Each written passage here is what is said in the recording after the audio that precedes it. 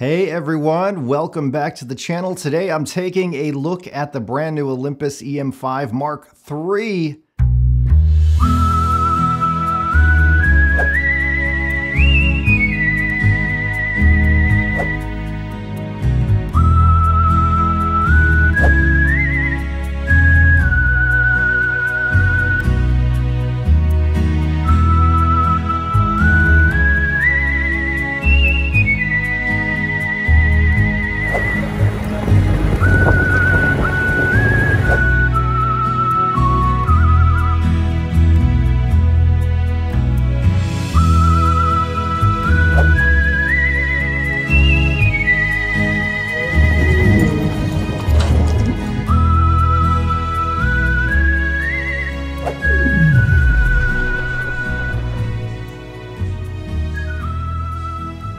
I was able to use this camera up in Moab, Utah for a couple of days with a few photo friends of mine.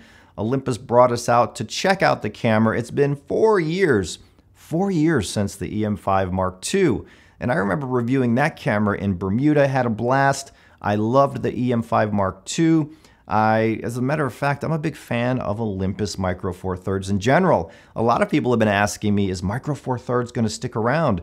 Full frame mirrorless is on the rise, and these bodies from Nikon, Canon, Sony are just, they're like Godzillas and they're crushing the competition. Fear not, my friends.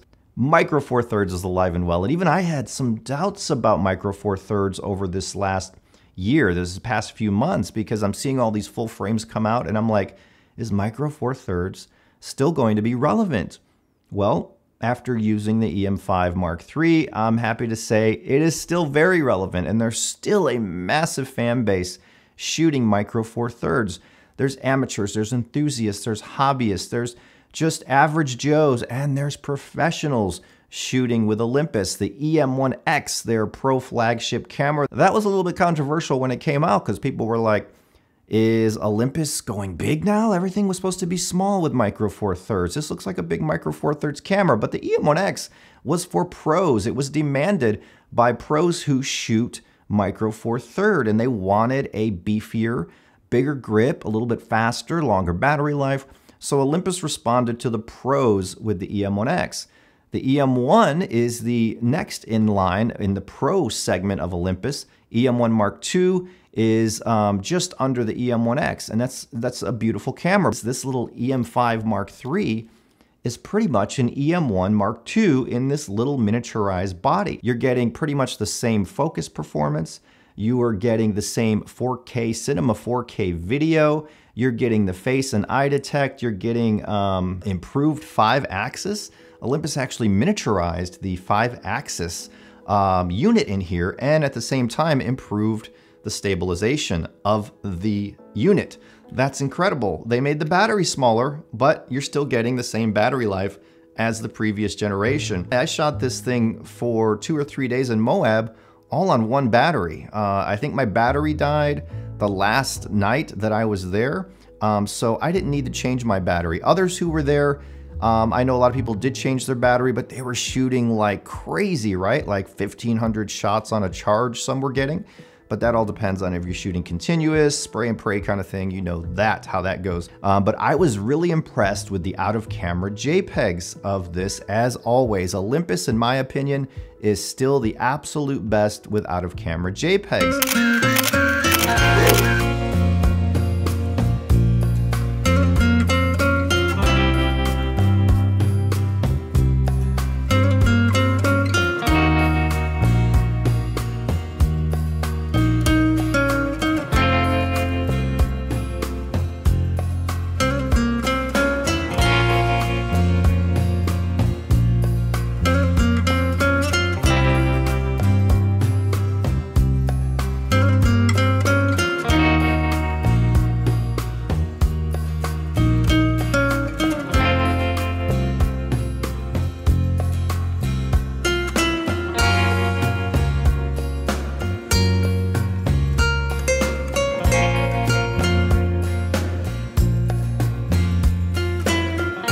can shoot JPEGs with this camera right here and get beautiful results. If you're a professional or you want to shoot a wedding, you can shoot a wedding with this camera. Some of you may be saying, well, I can just shoot my iPhone 11 Pro instead of a camera like this, but let's take a look at two images I shot side by side. Here is one with the Mark III. You can see the richness, the color, the depth. I'll move in a little closer here in a second. But this is with the 25 f1.2 lens, shot at f1.2. Here is the iPhone shot. It's a little more washed out. It's still very good for a phone, but it's nowhere near the quality of the EM5 file. And again, these are both JPEGs. The EM5 Mark III will look so much better when shot raw.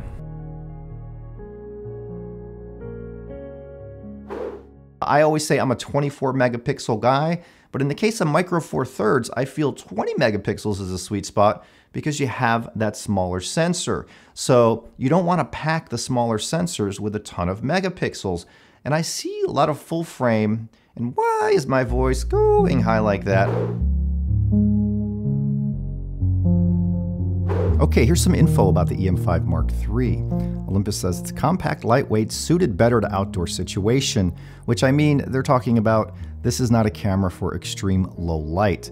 Micro Four Thirds is not the camera you want to pick or the format you want to pick if you're out shooting in uber low light situations. While this will do good at ISO 6400, you're not going to be able to push this to 25,000 and get clean results as you can with full frame. But in good light, outdoor situations, studio light, anything with light, this camera produces gorgeous colors and gorgeous files.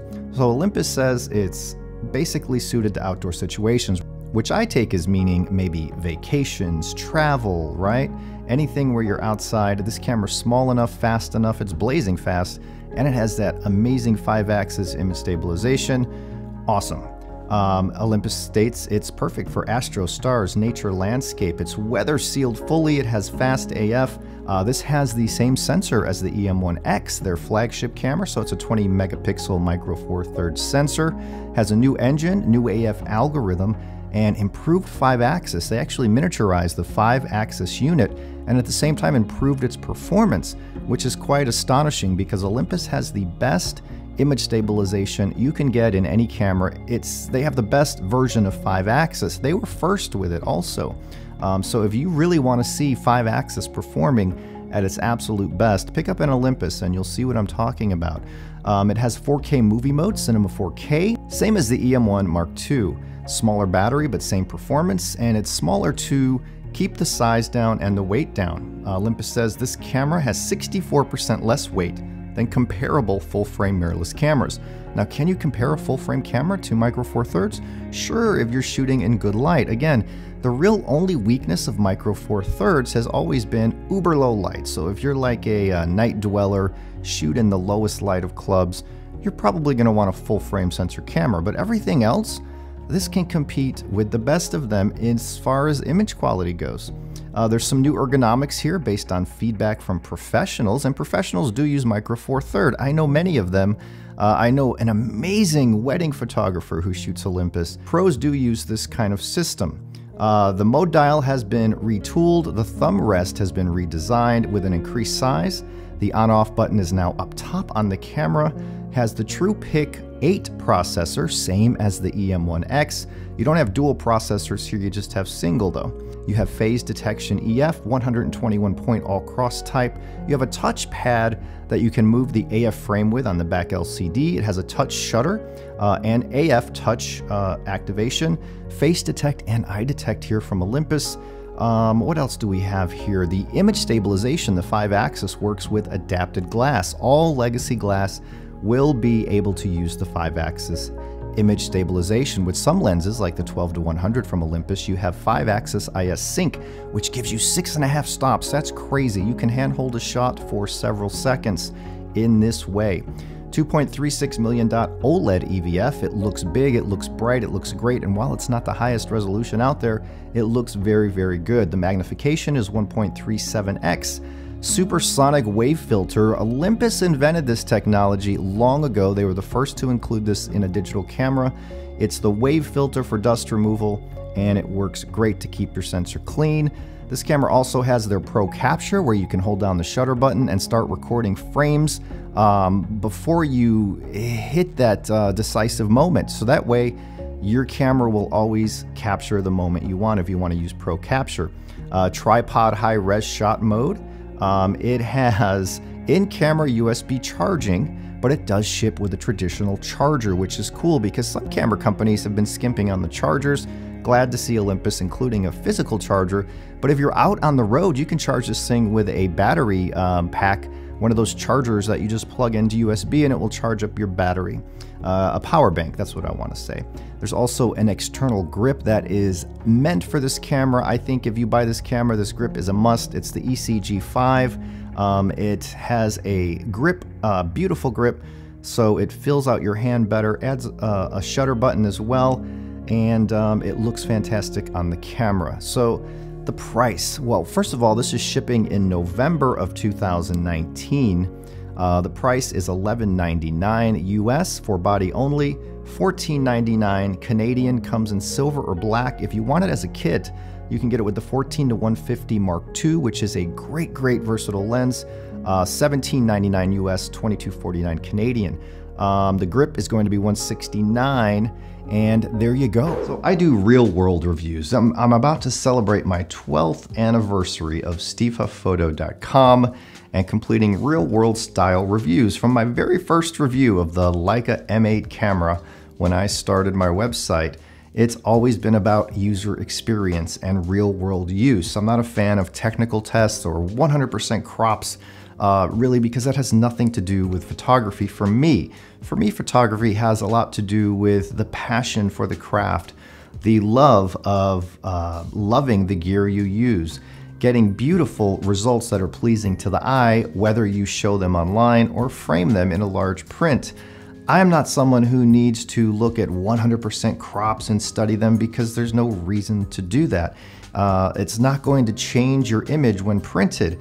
You either took a good image or you didn't. So I'm more on the passionate side of photography, the love of photography, and even like my friend Ted Forbes over at The Art of Photography. Those are all the things I like. So I'm not a technical reviewer. I like to talk about the usability, the feel of the camera, the speed of the camera, the output of the camera, the versatility of the camera. So that's what I did here, and I hope you enjoyed it. If you like what I do, thumbs up and subscribe. Hit that notification bell, and that way you'll be notified when I do upload a new video here. I thank you very much, and I will see you next time. Bye.